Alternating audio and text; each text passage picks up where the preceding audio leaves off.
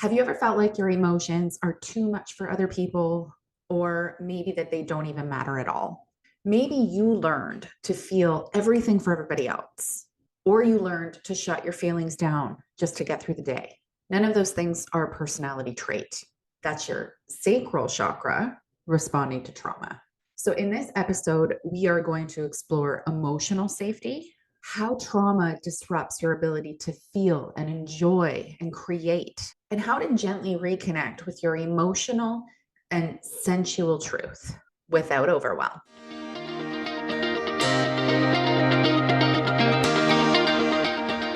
Hi, everybody. I'm Jackie Faber, expansion specialist, and this is week 2 of my 9-week trauma and chakra integration journey, where I'm using the chakra system as a map for healing trauma through the body, not just the mind. So last week, I focused on the root chakra, which is safety and grounding and your declaration of who you are.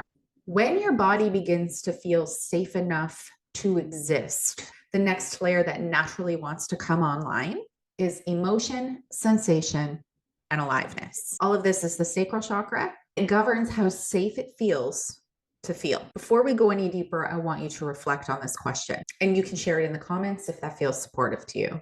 Did you grow up feeling like your emotions were too much or that they didn't matter? There's no right answer. This is just about awareness.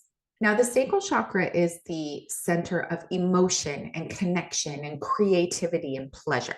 It governs flow, how sensations and feelings and energy move through your body and into your life. But emotion is the gateway. If it's not safe to feel, flow shuts down everywhere else. So for many of us, emotions did not feel safe growing up. If you had caregivers that were overwhelmed, dismissive, emotionally immature, enmeshed, or unpredictable, then your feelings may have been ignored or minimized, criticized, or absorbed by other people. You may have learned very early that emotions cause conflict, withdrawal, or shame, or having them makes you an emotional burden. And when you're a child, connection is survival. So your nervous system made a choice: adapt or lose connection. So trauma in this center isn't just about emotional pain. It's an energetic imprint of these emotional experiences on your nervous system and your subconscious mind. So your body began to form rules about what is allowed and what isn't. Rules like feeling leads to rejection or overwhelm. My emotions are a problem. Pleasure is unsafe or indulgent or selfish. Or if I feel too deeply, I will lose connection. So your body learned to restrict sensation, not consciously, just instinctively. So you might feel this as tightness in your lower belly or your hips, a subtle bracing whenever emotion arises. Or you might have a habit of disconnecting from your body every time emotion begins to intensify. When sensation is restricted, pleasure, creativity, sexuality, emotional intimacy, all of those things naturally go offline or they become distorted. So some people respond to this by becoming hyper empathic. They are deeply attuned to other people's emotions and moods and needs, while simultaneously losing access to their own inner world. And then other people completely shut down energetically. They go numb, they go flat, they're disconnected, avoiding all of the sensations altogether. Both are survival strategies, both are intelligent adaptations, and both reflect a sacral chakra that learned containment instead of flow. But what's really important to understand is this: your body didn't shut down aliveness because you're broken. It did it because aliveness didn't feel safe. So healing the sacral chakra isn't about forcing emotional expression. It's about restoring permission, slowly teaching the body that sensation can move without consequence, that emotion can arise without overwhelm, and that connection does not require self-erasure. This is how aliveness returns, not through intensity, but through safety. So when the sacral chakra is shaped by trauma, one of the core identity patterns is this: my feelings are too much, or they don't matter. Now, this belief doesn't live as a thought, it lives as a felt sense. So that's a subtle hesitation to feel or express or name whatever is going on inside of you. So in your adult life, this shows up in some very specific ways. You might feel responsible for managing other people's emotions. You might track their moods. You might anticipate their reactions or soften your truth so that it lands easier, so that other people can stay regulated. You might feel safest when everybody else is okay, even if you're not. You might struggle to identify what you're feeling or what you want. And it's not because you lack intuition, it's because you learn to disconnect from the signals that exist inside of you in order to stay connected to something external.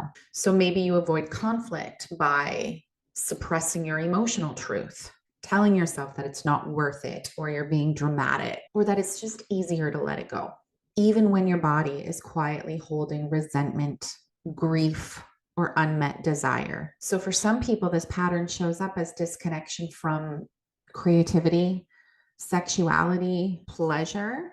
Like joy starts to feel muted. Creativity feels blocked. Desire feels distant or confusing. And it's not because it's gone. It's just because the sensation learned to shut down. And often there's oscillation. There's periods of emotional overwhelm where everything feels like it's too much, followed by emotional shutdown or detachment or numbness. This isn't inconsistency. This is just your nervous system moving between activation and protection. These are patterns, not flaws. They are intelligent adaptations that your body used to preserve connection and safety. But over time, they come at a cost.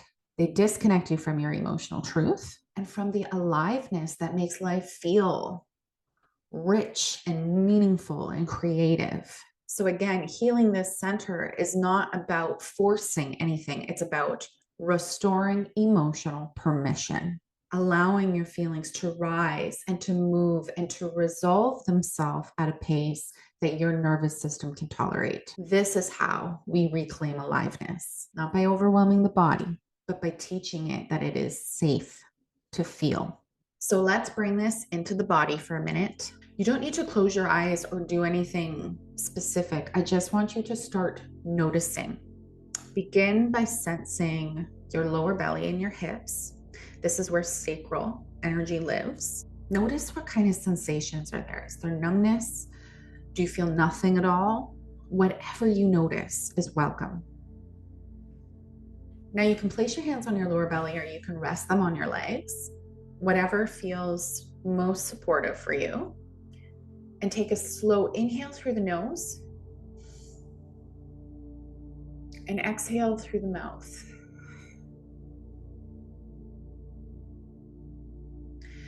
Now, instead of asking, what do I feel?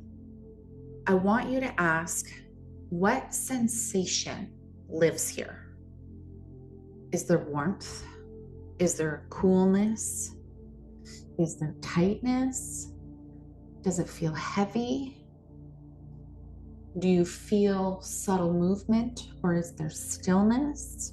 There is no right answer. It's just being able to put descriptive words to what you're feeling and where it lives in your body.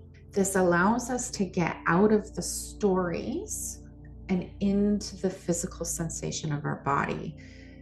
Remembering emotions are energy in motion. And so it's just energy wanting to move through your body. Now, if it feels okay for you, invite in some gentle movement. Maybe slowly sway side to side, or you can do small circles with your hips, or simply rocking back and forth in your seat. Let the movement be instinctual, not performative. And this is your body remembering that it's allowed to move without needing to explain why. As you bring in these gentle movements or remain still, silently offer yourself this permission. I am allowed to feel at my own pace. And as you say that, notice if anything begins to surface. And if none does, that's perfect too. If emotion arises, you don't need to analyze it. You don't need to name it. You don't need to act on it. It's just allowing it to pass through you like a wave. Sensation first, story later. Take one more deep breath in and a long exhale out. Let your body know that it is safe to feel. And you can pause here for a few breaths. When you're ready, you can gently turn your attention outward. So to support a deeper integration, I will link my chakra meditation in the video description. This practice is designed to help you reconnect with emotion and pleasure and creativity without overwhelm or collapse. If you can, practice it multiple times this week and see what happens for you. Not just emotionally, but how alive and present you begin to feel. As I wrap up this video, take a moment to notice again. Every subtle sensation is a message. Warmth, softening, emotion, movement. They are all signs that your sacral energy is responding. And the thing is, and this is what emotional healing actually feels like. It's not intense. It's not catharsis. It's permission and presence and gentle aliveness. So I would love to hear from you. What did you notice in your body during this episode? You can share whatever came up for you. Drop it in the comments below. If this work is resonating, make sure you subscribe and turn on notifications so you can continue the journey. I will be releasing a new episode every Friday. Next week, I move into the solar plexus. This is where we will explore identity and boundaries and personal authority and the right to take up space after emotional safety is restored. I will see you there.